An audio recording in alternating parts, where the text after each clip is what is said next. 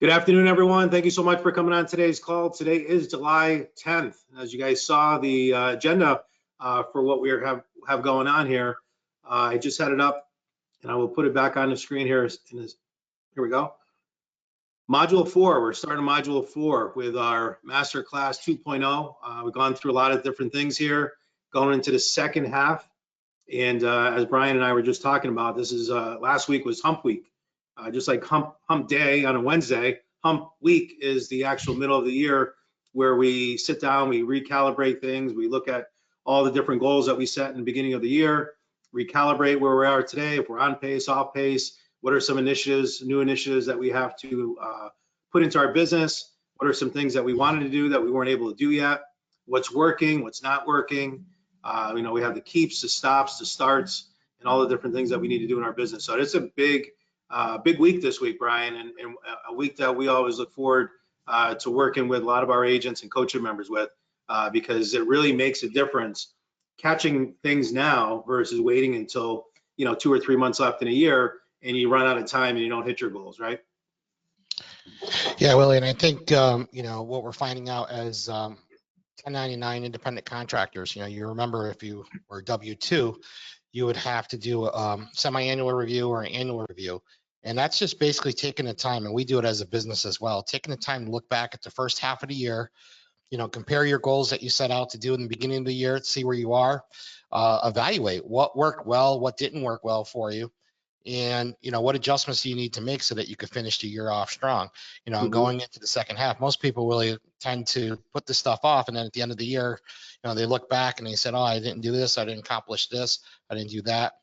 Even something simple like keeping track of your expenses and your tax deductions so that you're not waiting until April 15th of next year to do it. But great time. I know we've been doing some internal training with our agents on recalibrating, looking back, doing that review. And also we're meeting with them one-on-one right now and having a lot of great conversations about what went well and what they do need to change. And looking at this list, just looking back at what we covered so far, we covered a lot of great stuff, but there's still a lot of great stuff ahead. And we are, when you look at that agenda that you had up, right smack dab in the middle of them, I think there's 24 calls and we've completed 12 and we're starting the second round of 12. So a lot of good stuff, especially going into the next 30, 60 days are going to be interesting as the settlement starts to kick in. You start to see changes. We're going to get into a module right now talking about listings. They were always important, Willie, but even more important right now, being on the listing side of the business. So this module is going to be key to jumpstart in the second half of the year. Yeah, absolutely. So if you look back up on your screen here, Module 4 starts the selling prospecting or the seller prospecting. Today, we're going to go over why listings and a 14-step listing process, where we really just break it down as to why getting and being on the listing side is so important. I still hear agents, Brian, and it boggles me that I still have agents say, I hate listings. I don't like work with sellers because I feel like I'm disappointing them. I don't know, how to keep sellers happy. I just want to work with buyers. And then you have some people that only want listings and don't want to work with any buyers at all. So, but we're going to talk about the importance of listings and why they're so important, but also, actually go through step by step from the time you knock on the door to the time you ask for the close, what you should be doing there. Number 2, I would say on July 24th, that's the second class on this module, is going to be understanding the CMA, right? The cost market analysis, and how to price your home's listing, or how to price your listings right. And what we're seeing on there is that, again, every home sells at the right price, but there's still, opportunity out there for us to hone in on what's going on in the marketplace. We're finding even down in Florida, right? We have 140 days, 150 days, 160 days on market. And some of these agents have never seen that before, have never sold down in Florida, or have only been in the business for, say 3 or 4 or 5 years. How do you adjust for that? How do you make those concessions so that you're pricing homes right so they do sell? We're seeing that here even in the Capital District. August 7th, we're going to actually go over our listing presentation. Like Brian said, always a great opportunity to take a look at what you have going on, seeing how your listing presentation is working. What do you have to do to recalibrate that and move forward with that? And then on August 21st, we have the Live with the Leader podcast, and that'll be with Trish and myself, going over a wrap up, but also going through some of the different things on post follow-up on listings. So you got some really good stuff coming up here on Module 4.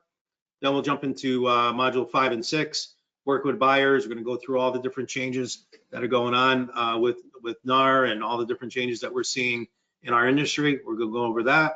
And then obviously go into module 6, which is client relationships and management, getting referrals, and how do you keep top of mind with your clients moving forward. So we've got a lot of good stuff to go over here, and we've already gone over a lot of stuff, Brian, like you mentioned, but we're looking forward to catching you guys now midway throughout the year to really jump on this to make it right, because for those agents that are not on these calls and these agents that are not putting time into their business to do it, they're going to get smoked, right? And this is a different industry, an industry that's going to be geared more towards and favor more of the professional agent, right? The pros that we call, Yep. and the agents that are just doing it as a hobby or just kind of kicking their tires a little bit and kind of, 1 foot out, 1 foot in, they're going to be lost and they're not going to be able to transition smoothly in what we're about to see here over the next couple of months.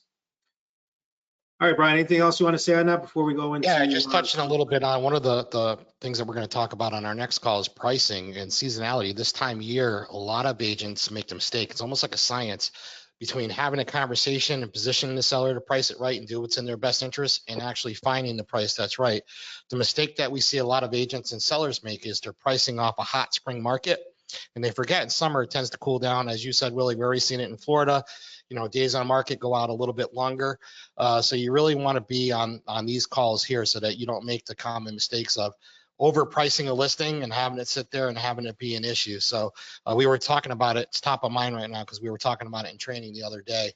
Just making those adjustments in the conversations with the sellers and looking at the data a little bit differently, because right now everything's inflated, right? Because of the multiple offers in the spring market, they're all closing right now, which is good, but you don't want to start overpricing based on that stuff. Remember, things tend to cool down a little bit in the summer, so price accordingly so that you could still create more demand and end up hopefully in a multiple offer situation. Yep. All right. So with that being said, you should have an email that came out to you with a worksheet that you guys should see up here on the screen. As always, we're going to go ahead and poke through and give you guys the answers for the worksheet. And again, this lesson's about why listings and the 14-step listing process. And I'm going to start off by saying that on the first one on here is seller exposure, right? Being able to get listings, give you that exposure, but it brings you more buyer and seller leads. What do I mean by that? When you get a listing and you're able to leverage that listing and market that listing out into the community, you're leveraging to attract other buyers, right? Other buyers that you want them to come take a look at that listing. And if you do it properly, and you're doing it through all the channels that we talk about in our lead generation part, where we're going online, offline, your database, social media, all the different pillars that we show you guys in module 1, you're going to pick up buyers that are unrepresented, not work with another agent, weren't even thinking about buying a house, but because they saw your advertising, they're going to raise their hand and request more information or want to come see it.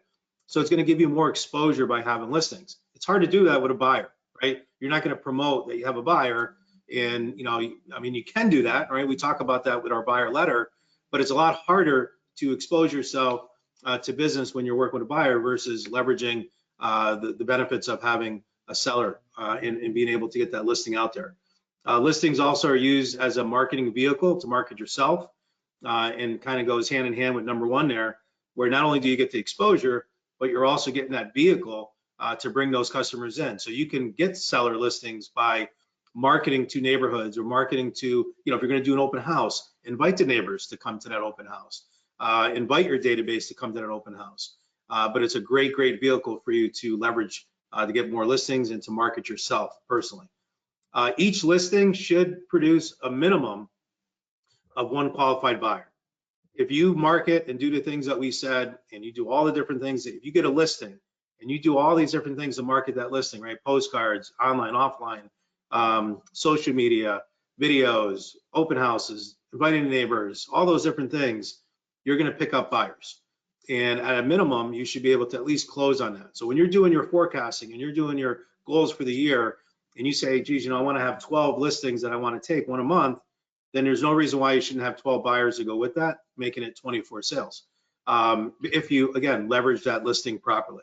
And then the last one on here we talk about leverage. Listings give you the ability to leverage your time more effectively. Think about it. And this is kind of the analogy that was given to me, or the example was, if you had 25 buyers that you were working with right now, active buyers that needed to buy, could you service all of them? Could you handle them all? No, absolutely not. You'd have to get, buyer agents, and you have to get showing agents, and it would just be a nightmare to do. But if you had 25 listings that were going at one time, could you handle that? And the answer is yes, you could do that with the right process. A lot of times you're going to that listing, on the listing or on the seller presentation, but after that, a lot of it's being done remotely, right? You could do it on your phone.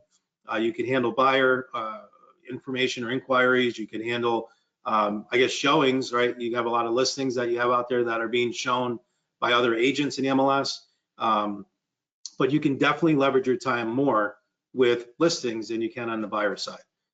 So that really wraps up, some of the different reasons as to why you want that. And when you do get a listing, that's the most important part of this module, is that when you get a listing, you can mess it up in so many different ways. There's so many different things that I did as an agent. I've listed and been on more than 1,000 listing appointments myself, where you go, and I've made mistakes of, doing this first or doing this second, or not putting this in there, or leaving this part out. And I'm going to share with you some of those examples in our 14-step process. But I really feel that every listing appointment, you need to be thinking about this process and come up with your own. Maybe it's not 14 steps. Maybe it's, a different way or a different approach that you want to have. But I'm sharing with you what's worked for me, many of our agents, and also many of our coaching members, where when they come to me and they're stuck or they lost a listing, and we go back and say, okay, let's do an autopsy on that listing. Why did you lose it? And they start going through it. We find that they didn't follow the steps, right? There were certain things that they didn't do. So we're trying to cut that out for you guys so that you learn from my mistakes or Brian's mistakes, cut it out of your, the way that you go on listing appointments, so that when you're going, you have your own process so that you can convert more listings, more appointments into actually listings, and that listings that actually sell. Not that, we don't want to be in the listing business. We want to be in the home sale business, right? We don't want to just list properties. We want to actually sell these homes as well. So, Brian, I'll just leave it off with, when we talk about commissions, when we talk about cost, they're all in the same category, right? Costs and commissions are pretty much the same when we're talking about this section here on value, but cost is only an issue in the absence of value. So not having a listing presentation, just showing up with your yellow pad of paper and, okay, let's go through your house and what do you want for it? And, not really showing them the value that you bring to the table, not showing them what you and your team can do, not showing them the marketing, the branding, and everything else that you're going to put behind it. You're making a big mistake there, especially if you're in competition. And right now, being in the market that we're in and being in such a shortage of inventory, there's a huge, huge advantage for those that are able to have a unique selling proposition, an actual listing presentation that they can actually present to a seller, versus someone that doesn't have anything and just winging it, right? You can't just wing it. And this is where the pros and the amateurs separate themselves by actually having this presentation. So think about that. Cost is only issue in absence of value. Your value is going to be having a solid listing presentation in a process that every listing is done the same way. Just like McDonald's makes their hamburgers the same way, right? The hamburger in New York tastes the same that it does in California, and it's because they have a proven process to make sure they deliver those results on every single hamburger that they do. So, Brian, I'm going to have you kick on the next, let's say the first three, and we'll go from there. And just going back, Willie, when we talk about these 14 steps, first of all, they're evergreen, right? We've been using the same 14 steps for years because it's proven process. And you compare it to like a combination lock. You said if you go out of order, the lock won't open, right? Well, these 14 steps have kind of been the same for us too. So, you definitely want to do things in order. I know, like, made a mistake because sometimes you talk about price because the seller's, really pressuring you for, okay, what do you think the house is worth when you're doing a tour? Or they talk about commission before you get a chance to show them your presentation and marketing. And a lot of times if they hear something they don't want to hear, the blinders go up. And it's because, not because you didn't have good information to share with them, it's because you did it out of order. And so we're going to go through what those 14 steps are. And Willie, I'll start with number one. That's very important. Goes without saying, whether you're working with a buyer or a seller, is be on time. If you set an appointment with a seller to meet at a certain time, You remember, these guys are nervous. This is the biggest asset that they own, right? This isn't something that it's no big deal if you show or not. This is something that they're anxious most of the time to see what you have to say, right? They want that input. So they prepare the house for your visit. They're preparing the house for the market. They're looking out the window, as you said, Willie, a half hour before the appointment. They're looking to see if there's anyone there. They're pacing. And, 5 of sometimes you're considered late. They start to get agitated. But if they don't hear from you, even if you're showing up casually a few minutes late and you didn't send a courtesy text to say, hey, my last appointment ran long, or I'm going to be there in 15 minutes, you show up a half hour later, people have tied that back to integrity, right? You're already showing, kind of like showing up to a job interview late. This is a job interview. You're asking for the job. You want to make sure that you're on time. So number one, even though it's 3 simple words, be on time, it's a big deal. And you could ruin your chance of the listing point. Have a perfect presentation. You could beat out everyone else with the information that you're providing. But if you're not on time, you could turn them right off. And again, they have blinders up. The appointment's over. And Brian, the reason why that's number Go one ahead. and why it's on there is because I've had it myself happen where I've been on time, I've been on these appointments, and I've been up against 2 or 3 agents, and that's Yeah. come up where, you know what, you showed up on time, you were prepared, you had everything in place. Like, being on time was a big deal to a lot of these people, like you said. So definitely don't underestimate that at all. Yeah. And I would say, number 2, showing up on, obviously number 1, showing up on time. Number 2, as you're walking up and approaching the house, just scan it, check the curb appeal out, walk up, ring the doorbell. Don't just walk in the house if you feel like the person, or, hey, they're probably expecting me. Sometimes, Willie, the screen door is open, no one's there, I still knock or ring the doorbell.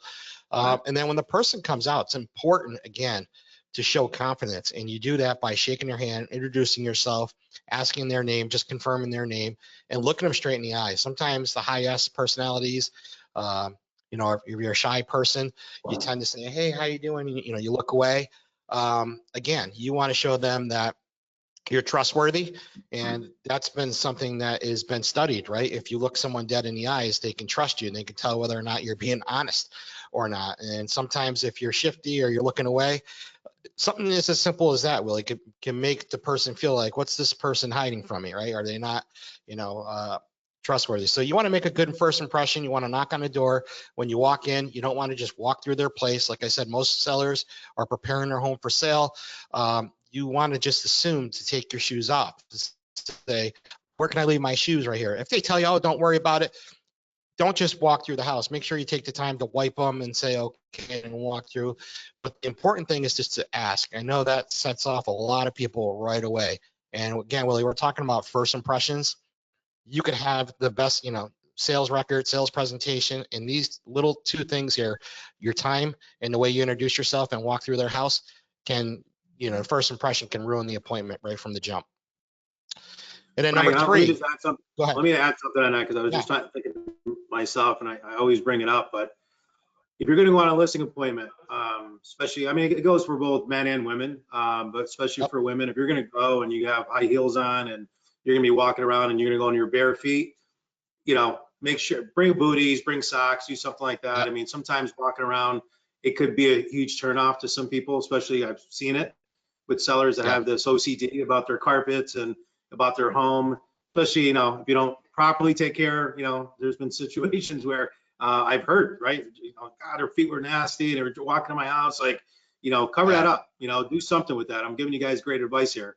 Don't just take for granted. Some of these people are pretty weird about that. So, if you already know you're going on a listing appointment, bring some socks, bring booty, whatever. I had some agents bring their own like little Crocs or slippers that they bring, and they just kind of switch them out as they walk in the door. People do appreciate that because, again, you're showing respect. But you're right, Brian. I give an example of that. It shows professional touch. I brought my car to the car dealership, right? I have a newer car, it's clean, just to get an oil change. When they give me the keys and I go back to the car, I see plastic on the seat. I see the plastic floor mat there. Sure. They took their time to make sure that they respected my property. Same thing. It shows professionalism when you show up with booties or you ask and stuff like that. You're saying, hey, I respect your property. And that's the little things like that will set you apart and make a difference, because people remember that. And we bring it up, Willie, because you've heard the feedback as to why they didn't go with another person. That's it. Because they didn't look you in the eye, or they walked out in the place with shoes on. Like, what else did they do wrong? And sometimes it's just, oh, they showed up, 5 minutes late. Not 20, not 30, even 5 minutes can make a difference. So that's why we make those things important and we put them up front. All right, number 3, well, I'll wrap up with this one too. When you walk in, first thing I do is a couple of things. I'll look for a place where we could sit down and meet and go through the marketing material and the presentation. So I'll say, hey, I'll introduce myself, Brian Miranda, nice to meet you.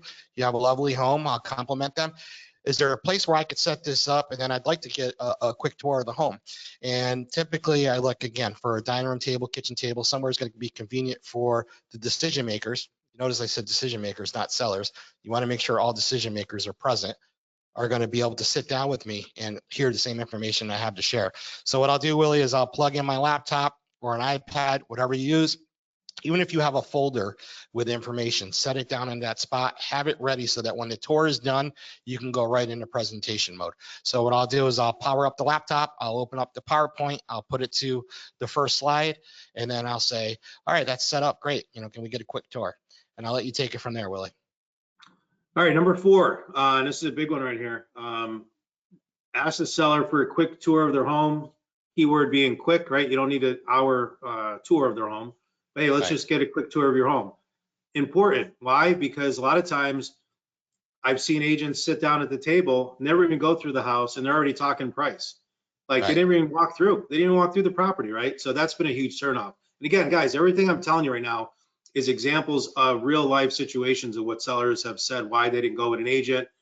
Same thing. They walked to my house, they sat at my kitchen table. They didn't even look through my house and didn't take any notes. They didn't look at any of the upgrades that I did, and are already telling me my house is worth, $50,000 less than what I thought it was.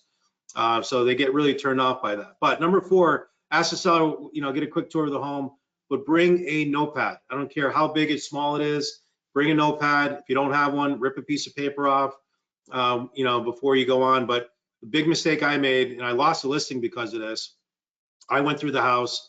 They showed me the house. They did a ton of things. I mean, they pretty much went through every room, all new appliances, tile, redid the bathrooms, right? Had all kinds of fancy, appliances and different tile that they had from Italy, and all these different things that they had. And I thought the listing appointment went great. We went over our presentation, went over numbers. They loved everything. And when I called a couple days later to find out, what they decided, because we were up against 2 other agents, they ended up picking another agent. And I said, can you just help me? When we said autopsy, I appreciate it. Obviously, I'm disappointed I'm not able to sell your home, but can I ask you, what would have made the difference? And they said, well, we loved everything you did. I just felt the other person was a little bit more enthusiastic and looked a little bit enthusiastic about selling our home. And I said, geez, can you explain it a little bit more? I kind of thought, loved all your upgrades, loved everything you did, everything was done properly. And they said, well, more specifically, she wrote down everything. Like, you walked around, you didn't write any of this stuff down, and we spent a good half hour showing you all these things. How are you going to sell it to another buyer if you don't even know what we have in here and you didn't write anything down? Where she took notes on everything. So that's when the light bulb went off. And since then, I've never, ever gone on a listing appointment without the notepad. And even if I can't even read my own writing, I'm still there writing things down to make sure that I capture everything that they're talking about. So number 4 is I would circle it, because I could tell you more often than not, it does come up. Can I add to that, Willie? Yeah. Like, we've used a comparison when you go out to restaurants, especially if you're in a big party, right? And you have that waiter or waitress, that comes up with no notepad. They just sit there with their arms behind their back and say, hey, can I take your order? And they go around the table. And this is a meal, and it gets annoying because, at some point they're going to get the wrong meal or whatever. And I guess, I've probably been to a couple of these where they've got it right, but most of the time there's usually something wrong, or they're switching plates with someone, right? And that's a meal. Imagine now this is their home that they spend a lot of time on doing projects, and you're walking around, even though you're the professional, there's no way, like you said, especially someone that does a lot of projects and a lot of, they're going to respect the fact that that person's taking notes and asking questions along the way on the tour. But one more thing, Willie, with the quick tour before we move on. Make sure that the word quick is important too, because if you don't, what'll happen, especially if they have a lot of projects and they're what we call a high eye, they like to talk, that quick tour can turn into a 2-hour explanation of all their projects and all their research and studying what they did. So you want to make sure that you're going through and taking notes, but not spending, you know, a majority of your appointment on that tour. All right. Great analogy on the restaurant, because that happens all the time. It just happened to us a couple weeks ago. No onions, please. Onions come in the salad, right? Yeah. Dressing on the side, dressings in the salad. So I get it. Yeah. It happens all the time. All right. Number 5, make a mental note. Again, you don't want to be verbalizing this, but make a mental note of any negative selling points as you're going through. Let's face it, you just met the people, you're 10, 15, 20 minutes into the, interview, and you're already, dogging their, their blinds, or, oh, you live near a, commercial building, this is going to be a tough sell. Oh, these appliances are beat, you're going to have to replace these. Like, don't go down that path. Too many times I've won listings because they're like, yeah, that person came in here and ripped our house apart. Totally disrespectful, right? So you want to keep that. There's a place for it. Don't get me wrong. I mean, that's what they hired us for, our professional opinion. And there is a place for it, but it's not in the first 10 or 15 minutes when you meet with them. So I write my notes on top, and then anything negative that I want to talk to them about, I write on the bottom. And I try to scribble it so they can't read my writing. But that's where it's going, so that I can make sure that I go back to that. And a lot of times they'll point out things to you anyway, right? They're going to say, yeah, I know this room is kind of messy and I'm going to have to paint it. I'm going to have to, they're already going to tell you those things. You don't need to go and drill it down on them right off the rip. So make a mental note of any negative selling points. Next one on here, you want it, number 6, here's a big one, compliment them on the condition of their home. Let them know that they have a great home and there will be no problem selling it at all. Why? Because they are so nervous. You have people that have lived in the same home 30, 40. We had one 45 years the other day, where they've lived there so long, they don't think anyone's going to love their property. They don't think anyone's going to buy it. Even though we're in a deep seller market, they have this negative about the market. There's no one going to buy it. It's just no one's going to want our home. And that's what they're worried about. So when you're coming in there and you're complimenting them on the space, let's face it, if it's a piece of crap, it's a piece of crap, right? You don't want to go and, it's a great piece of crap couch you got, or that's a, whatever. But my point is this: most houses are going to be somewhat presentable. You're going to be walking through, you can compliment them on things that they might have done that's important to them. Maybe it's on a garden, or maybe it's on, an addition that they put on, or maybe it's on, living space that they did, or maybe something that they staged. Maybe it's a kitchen, whatever that may be. You can definitely compliment them on those things. Hey, great choices here. In the kitchen, I really like how these colors complement, or the countertop complements, the rest of the home. Those are the type of things that you can compliment on, and people do like that. But at the end, or somewhere around that tour, towards the end of that tour, just say, you got a beautiful home. You're not gonna have any problem selling it. So let's sit down and, talk about it. But my point is that you could just see the pressure from them when you go, because they'll say, really? You really think so? Absolutely, it's a great home. Right, but we're going to go and we're going to. What do you think it's worth? Well, we're going to talk about that here in a minute. But I just want to let you know you got a great home and you've done a lot of great things to it to get it sold. So you got to make sure you assure them that there's going to be no problem selling it. All right, Brian, number 7. Number 7, sit down at the table near them and ask them, what are your movement plans? Try to establish that motivation and that timing. And Willie, this when you first sit down, a conversation, don't just jump into sales mode. Have a small conversation with them ahead of time, because it's actually going to set you up to do a good presentation. So one of the things I like to just, even if I already know, is just confirm. So I know when we talked on the phone, you told me you were moving because, just confirming, are you still looking to move, out of town, closer to your grandkids, or whatever the case is that they're doing, just to reaffirm that. And then one of the things that I'll also ask is, what are 3 things off the top of your head right now that are important in the realtor that you hire, in the company that you hire, in order to earn your business? And that's important too, because there's so many different things you could talk about in your presentation, but I really want to spend my time talking about the 3 things that they told me are important to them. I'm going to spend a little bit more time hitting on certain slides and probably skipping over a few based on this initial conversation. So it's important to know what their timing and their motivation is. Sometimes if you find out that they're really not ready to make a move yet, I was talking to one agent, went on a listing appointment, and one of the things that asked the seller is that, you want to sell your home. Let me ask you something, if you got an offer tomorrow, do you know where you're going to go? And the person said, no, I didn't even think about it yet. Well, that's an important step before marketing the home and getting on, right? But before going into, a long-winded presentation, which you're going to do eventually, it's nice to know that kind of where that seller is at that moment in time. And even if you think you know, it's nice to confirm, because it lets them know that you're listening and you're paying attention, kind of like writing down on a notepad, right, what's important to them. So number 7, sit down at the table and then, you know, reestablish what their moving plans are, and then find out what's important to them, but establish that motivation and that timing. And then number 8, you know, you should be armed with information on, you got a tour of the property. You kind of in your mind, even though you don't want to talk about price, you kind of have a ballpark idea where pricing is. You know, you establish timing and motivation and what's important to them, and then you can start to segment into your presentation.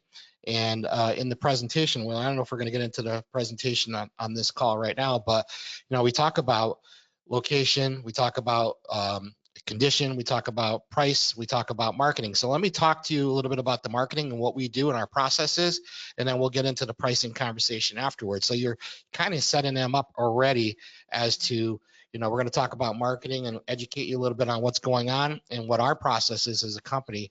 Because again, the combination lock, Willie, if you jump into that pricing conversation, especially when you're either on the tour or fresh off the tour, you got to resist. Because some sellers will ask you, so you had to tour my house, so what do you think? 400, right? 450 all day long, right? Well, I brought some pricing information with me that we can look into it. Or I might say, you know what, I honestly brought some information with me. I don't like to look at it until I've seen the house first. But pricing is a key component, but so is marketing. So let me share with you a little bit about our marketing, what our strategy is, and then we'll get into that pricing conversation. Fair enough? And then just go for that conversation that we just talked about with timing and motivation and what's important to them. You need, Willie, one of the things too, and I got to stress here, and I see a lot of agents make the mistake, you need to control the appointment. If the seller is going to try to drive the appointment, you got to control that flow, the 14 steps. Otherwise, you're going to jump out of order and you're going to make a critical mistake. And some of the ones that we just gave some examples, you're going to make a critical mistake accidentally because you let the seller take control. All right, number 9, you're going to pull out that CMA. Okay, so you're going to do the listing presentation like Brian said, from start to finish. At the end of that listing presentation, you're going to say, here are all the things that we do to, you know, market your property, get top dollar with the least amount of hassles. With that being said, are there any questions on the marketing? And if you have a really good listing presentation like we do, you'll hear, wow, that was really good. And I'll ask, did the other agent show you this if I'm competition? Did the other agent share with you their plan? And a lot of times it's no, right? I've never seen that. And in this listing presentation, like Brian said, it's going over your marketing, it's going over how we attract buyers. It actually goes over the number of buyers that we have in waiting. So it goes through a lot of different things. So on our next call, we will actually go through that listing presentation. We're not going to do it today for sake of time. We just wanted to set you up so you got a good feel for what that listing presentation should be and what that 14 steps are. So at the end of that, once they say no, that's great. Questions are great. You know, what do you think on price? I said, well, that's great. I'm going to go ahead and pull out the CMA summary at that time. And on that summary page, right, you know what I'm talking about in summary, one-line summary, I'm going to have on there the active, the pending, the sold, and what was best in your neighborhood. And I'm not going to go through, you know, hundreds of listings. I'm going to take a look at the last 3 to 6 months first, and then if I don't have enough information in the last 3 to 6 months, I may go back 1 year, but that's the information that I want to bring to the table. And I want to explain to them exactly how we came up with those numbers, right? Here's square footage, here's the number of bedrooms, here's a school district, here's all these different things, and this is what an appraiser would actually pull up. And this is exactly how banks appraise homes, by using this information. But I explained it to them a little bit more, and that's number 10. You want to explain the following. Active listings, right? Because you'll get that from people. Well, the guy across the street, you know, he just sold, or he's active right now. He just went on the market for 600,000. You're like, that's great. How long has he been on the market? Oh, he's been on the market, I don't know, a couple months. All right. Well, in this market, the market's telling you that it's too high. But right away in their mind is, my house is way better than his, so we could probably get more than 600. Well, he didn't get 600 yet. He could list it at whatever he wants.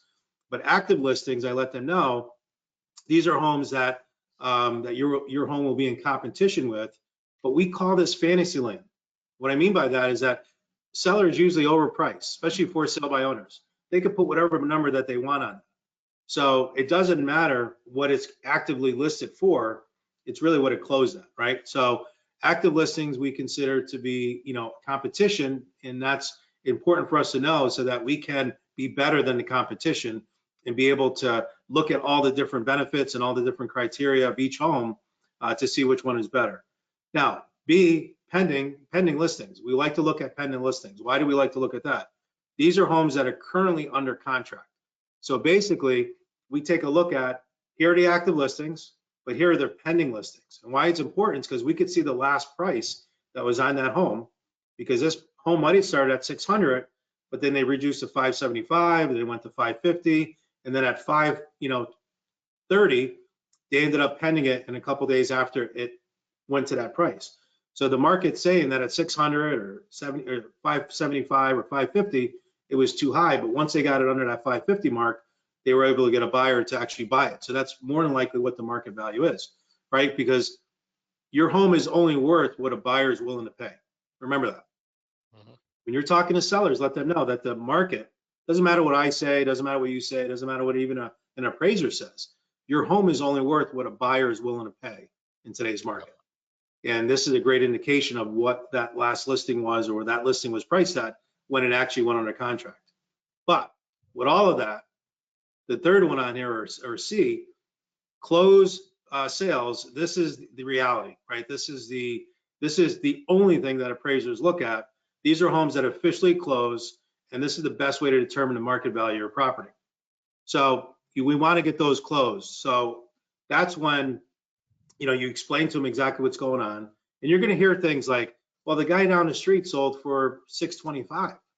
Okay, well, what address was that? And you look it up, and it sold for like, 575, right? Or worse yet, it was 3 years ago that it sold, right? Back when COVID was going on and everything was selling for, 100,000 over ask. So those are the type of things you got to look for, because appraisers only go back 3 to 6 months first, and that's how banks are protecting themselves. If they have to go longer, they can, but usually it's 3 to 6 month window. That's it. So something that closed 2 years ago doesn't count. So you got to make sure that you're explaining that to them when you go over this.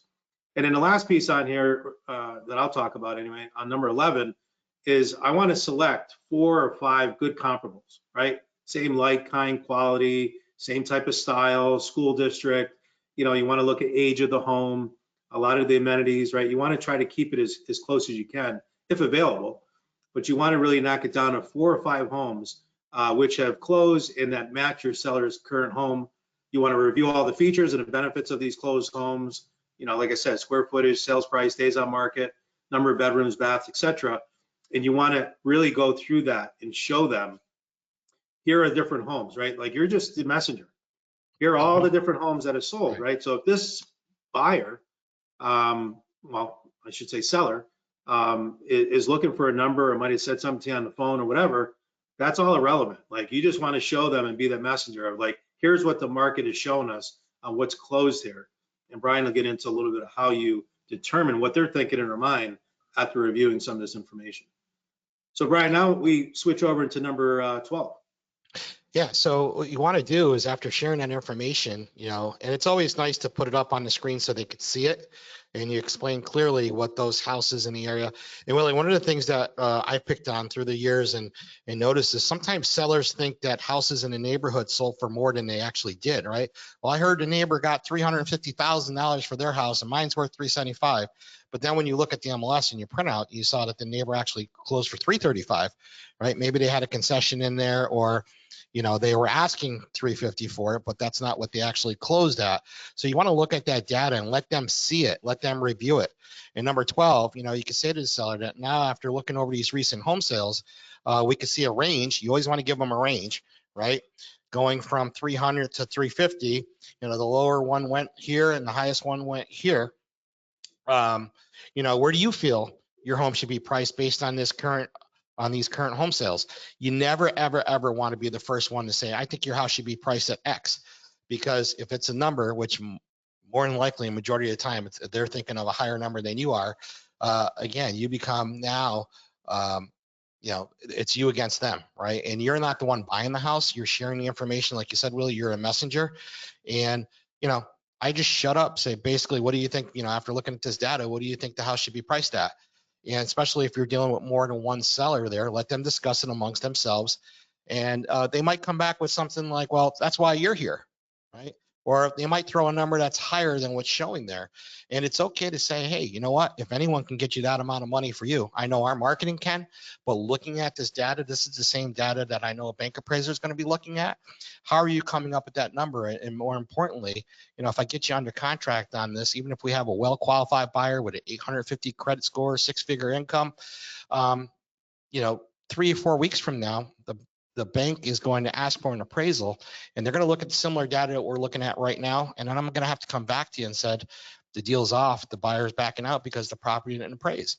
And we can get into appraisal gaps and anything like that, but you want to kind of force them to either give you a number or try to say, hey, I realize that the data is this, but you got to educate the seller, because sometimes they're their own worst obstacle, Willie. But if you do this right and you set it up right, you don't want to be the enemy. You want to be the messenger. And a lot of times they will come to the conclusion, most of the time, they will come to the conclusion that, all right, I was hoping for X, but now that you shared this information with me, I think we got to be a little bit more realistic and adjust the price. So based on this conversation with the seller, determine what they feel they should receive for their home and what they would like to list it for. And then number 14, just to close it up, after receiving an agreed upon price, that's when you got to go in for the close and ask for the listing. So Brian, I want to just add something back to number. Sure. Really number. Anyway, did I go backwards on here? No. I want to add something to number 11. Really, when I'm going over those 4 or 5 comparables with them, right? I'm showing them, here's the original list price, here's their price reduction, here's what they actually sold for, or hey, they listed here, sold for more, whatever it may be. I'm also going through, and this is important, if you're just showing up there with a black and white front picture of the home and an MLS sheet and just reading these things off, huge disservice. You want to be able to show them the inside photos of all Yes. 4 or 5 of those properties. So that's why having an iPad Pro or a laptop or something where you can actually pull up that live feed or that link that you should have ahead of time, or if you have to print them out, you're not comfortable with a computer, then print them out ahead of time, where you can actually show them, look at the upgraded kitchen. Oh, we don't have an upgraded kitchen. Oh, okay, well this home did, and this is why it sold for a little bit more than this one over here that didn't have an upgrade. Yeah, here's a finished basement. This is not finished basement, right? This one had a beautiful pool in the back and $150,000 of a backyard. Like, these are all things that you can't just show out on one-line summary. So you actually have to make sure that you're printing out. Maybe it's sometimes 4 or 5 pages each home, and you just flip through those photos, and you'll see, it's like magic. Like, you'll see, the husband or the wife, it's, if it's that situation, or whoever the decision makers are, you'll see one or the other. If it's 2 people, want to be looking at them and go, ooh, wow, that's a beautiful kitchen. I always wanted to do that to our kitchen. Yeah, well, yeah. Why didn't you do it? Well, it's $100,000. I said, yeah, that's good that, they know that number. Or, geez, look at this, or look at their floors. Oh my God. Or look at the staging of this home, right? Like, it's in such great condition where we just did a walkthrough and there's crap all over the place, right? Like, they need to know, to get top dollar, your home has to be in top shape, right? Yep. And I have no problem telling people that towards the end, right? When I already built that rapport with them and they feel comfortable with me now. And I'll just say, if you want top dollar, when we got to get it looking like this home over here, remember the example of this and all the things that you said about it? Yeah, that's what we need to do to get your home to get that top dollar. So I really think having that type of tool, or having those printouts ahead of time with all the inside photos, makes a huge, huge difference in being able to get the right price and to be able to really narrow it down to what your home is worth. Because like Brian said, you're never going to get the price first, because I've done that where I'm like, you know what, I think it's worth, I don't know, $475 based on the comparables. And I've had people like throw their hands up and flip back in their chair, pissed off, because I said something and they were thinking $525 or $550 like their neighbor, right? And then when I try to bring it back, well, let's take a look at some more comps and let's take a look at, they just shut it right down, right? They don't even want to listen to what I have to say. They don't even know about my marketing plan. So that's why you want to build that rapport with them and go through it. And again, you're just the messenger. And Brian, you said something, I think too, I thought an example where, what do you think about the price? That's why you're the professional. That's why we brought you here, Brian. You tell us. You just go back to the material. Yep. right? And like Brian said, here's what our appraiser is going to look at. So I'm just going to go back over these with you and go through it. But at the end of the day, it doesn't matter what I say, doesn't matter what you say, doesn't even matter what an appraiser says. It's really up to the buyers up there. We're just trying to get you in the right range so that we can get you top dollar in that range when we list the property. So, and I think the close is important here too, number 14. Yep. Like Brian, you just went over that. You know, we just go right through. What's the closing line? Like I would say this 100,000 times in going over it, but you know, the script, and I don't like scripts, I like dialogue. Scripts is when you're reading a script. Dialogues where you're kind of going through it casual, but basically what you're trying to say here is that we went over our very aggressive marketing program. I feel very confident that we can get your home sold fast and for top dollar with the least amount of hassles. But here's the key thing you want to make sure that you say, are you ready to get your home listed? Yes. You got to ask for the order. If you're not going to ask for the order, why'd you even show up? You're wasting your time. Are you ready to get your home listed with us tonight, right? Well, I got another person I'm listing with, or, you know, I got to talk, you know, we got to talk it over. You know, what are some of those things you want to talk over? Maybe I can help you. Maybe I didn't show you something in our presentation that might be unanswered. Usually when people say, you know, they want to talk it over, is that I didn't answer a question that you might have had. Right. Is there anything that I missed or anything that you wanted to see? And that's why Brian's question in the beginning, what's the 3 most important things for you, is so important to say in the beginning of the presentation so you can answer those questions during the presentation, right? And be able to really hone in on that. But yeah, so that's the 14-step listing process. And we are open for some questions now as we round it up here. But if you have any questions, go ahead and type them in the box. Brian, I don't know if you want to add anything to what we just said or close out. Yeah, we're going to get in our next call, we're going to get into pricing and more of that conversation, the science behind that conversation of setting up the conversation, going through the comps, and then handling some of those objections, right? So even if you can't get them, just like the example was outside of the range and they're coming up with a higher number, challenge them, but do it professionally. What do I mean by that is you don't want to get in, it's your opinion versus them. Say, listen, I could appreciate the fact that you want that amount of money for your house. Like I said, if anyone can get you that, I know it's our marketing, but here's what I'm concerned about, talking about the appraiser. You know, and if they come down a little bit, but they're still high, say, hey, we could try that. Oops, sorry about that. We could try that dollar amount, but what's plan B if that doesn't work? Right. So you almost kind of like is still kind of getting them to soften up a little bit on the pricing conversation, because Willie, what I've seen so many agents do is they just say yes to what the seller's thinking because they don't want to lose an opportunity at that listing. They want to please them. And Right. then the seller will beat them up over time when they're not getting the showings or they're not getting offers. Hey, what are you doing to sell my house? Right. And, you know, you bring up plan B again, you know, well, remember we said we try it like this for a week or so. And then if it didn't work, we lowered the price. They never remember that conversation.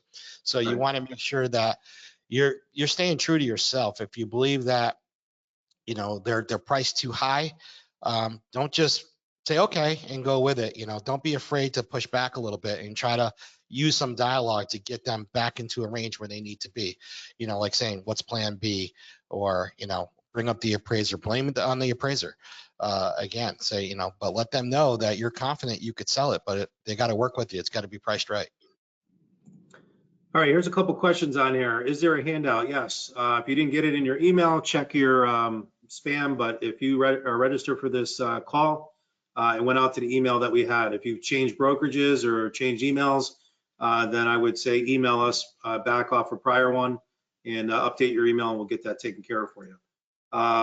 Great call. Will you be sending the recording? These recordings get put onto our website, not website, but our private Facebook page. Real Estate Masterclass. You can go on Facebook, and that's where all the live recordings are with any handout and material. So I highly suggest you go to that. If you don't see that, email us. We'll send you the link for that. How about the listing presentation? So I misspoke by saying it was going to be in our next call. It's actually going to be in, it's going to be on August 7th, the ultimate listing presentation. Yep. Or you can go to the private Facebook page and you can go to last session that we did, which was last year, and you'll actually see the listing presentation under module 4 under selling prospecting. You can watch that one. Not a lot's changed from there, but we are going to have some new updates on August 7th based on some of the current changes that we see going on in the marketplace.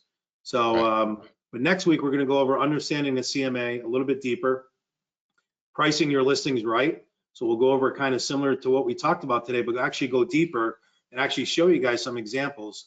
And we'll pick an address and pick some information out on what you should be looking at, how to use RPR, how to use Zillow. And again, not that we, follow that, but that's what buyers are looking at. So we want to have all that information and show the seller. We have a fiduciary responsibility to our sellers to let them know, here's what the buyer is looking at. So we have to make, smart decisions when we're listing our property, and it could be to our advantage or disadvantage, and we have to be ready for both.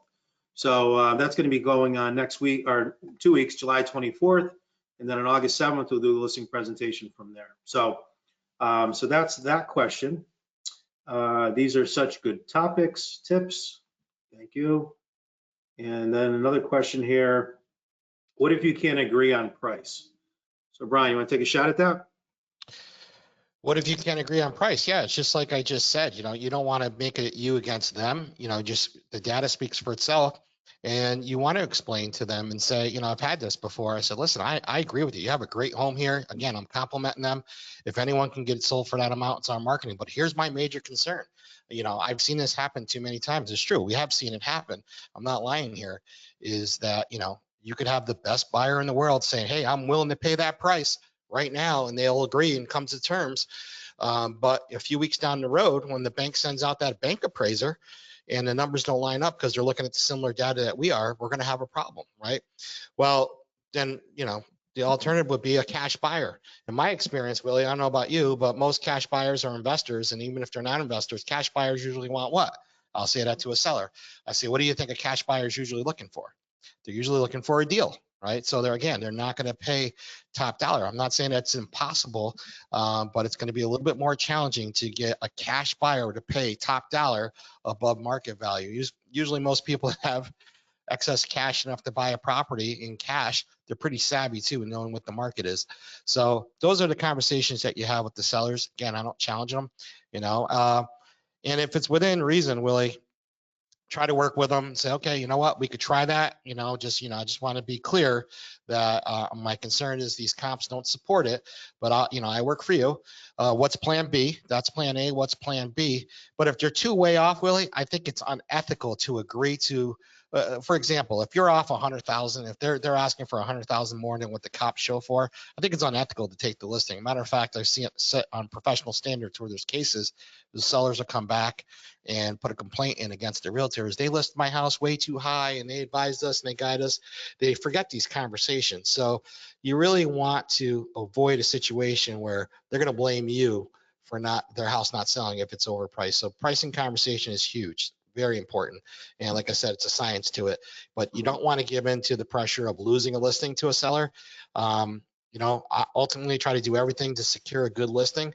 But sometimes you have to walk away if it's something that is just unethical, meaning they want so much to line up and be outside of what it could properly appraise for or even sell for. It's not good business decision to spend time, money, and energy marketing a property that you can't sell. Yeah, sometimes you sit there, and I've been there, right? You kind of feel like this, like, yeah, you're getting beat up in a listing appointment, right? And I got to remind him, hey, we're on the same team. My goal is to get your home sold. For top dollar, absolutely, right? Least amount of hassles. I always talk about that. We're on the same team here, so I'm not more money for you, more money for me. Yeah, you don't need to sell me on how great your home is. I'm just giving you what the facts are here. And if we still can't come to an agreement, what I've used in the past, and it's worked for me, is I've used the appraisal approach, right? Where I'll tell them, hey, what bank do you bank with? Well, I bank with Sunmark. Okay, great. Call Sunmark tomorrow, find out who they use for an appraiser, who they recommend to their clients, and have them come over and give you a quick appraisal. They'll probably charge you, $500-600 for this appraisal, but then you'll have a third party, an actual bank appraisal that you'll actually have that can actually help us determining, to negotiate a price. So if your home is really worth 600 and the appraisal comes in at 6, and we get an offer at 5, then I can go back to that buyer and say, hey, we got a recent appraisal there for 600. Here's all the comps that go with it. Here's what the bank's saying it's worth. We might get 575, 550, right? Yep. So it's worth the $500-600 for you to do that. So that's one tip that I would recommend. If you just, as a last resort, use that appraisal approach and just let them know it's going to cost you $500 or $600. If they bitch and moan about the price of it, say, you know what? I'll take $500 off the listing at closing, to pay for the appraisal. But I think that that's where we should go, right? Because I'd rather do that, Or to split it. Brian's point. We'll split it with you. We're split it, but I'd rather do that, to Brian's Right. point, than putting it on for 600 when it really only worth 5.25. Because if that appraiser comes back and appraises at 5.25 or 550, because we know we have the right data, you know, there you go. There's a much better chance of you listing that at the right price versus not. Yeah. All right, Yeah, real and quick, someone wanted to know the Facebook page that we have. There it is, Real Estate Blueprint Masterclass. Okay, 439 members, private group. Log on there on Facebook, and you can get all the recordings and everything is on there of everything that we go over, so that you guys have it. Okay, there's last week's video on there. So that's the website to go to, Real Estate Blueprint Masterclass. Okay. Last question on here. How do you navigate someone? How do you navigate someone who's extremely insistent on taking pricing and commission before you get in to give them the presentation? You don't do it. You just don't. This is my process. Here's what we're going to do. And I don't think you'll ever have that. If someone's like, doesn't want to hear your presentation, doesn't want to know about, they just want you to come in and give them a price. That's not how we operate. Let me show you what we can do to get top dollar for your home. You owe it to yourself. This is probably one of the biggest assets that, you know, most people have, is their home. And, you know, I can go through it quicker, but to your point here, you can make it as quick or as long as you want. If you're walking in, and that's a whole other class with this personality, if it's a high D personality, you want to go quicker. You don't want to tell stories and go through like we did on today's call. But if it's a high C personality, you're going to take more time going through it, because they're going to want to know everything and then some. So we'll talk more about that as we get on the listing presentation and how to handle that. But you're making an assumption about someone that's extremely insistent on talking pricing and commission before even giving you a presentation. And a lot of times you may have someone on the phone and you're talking to them, and they may say, okay, yeah, I'm looking to list my house. Great.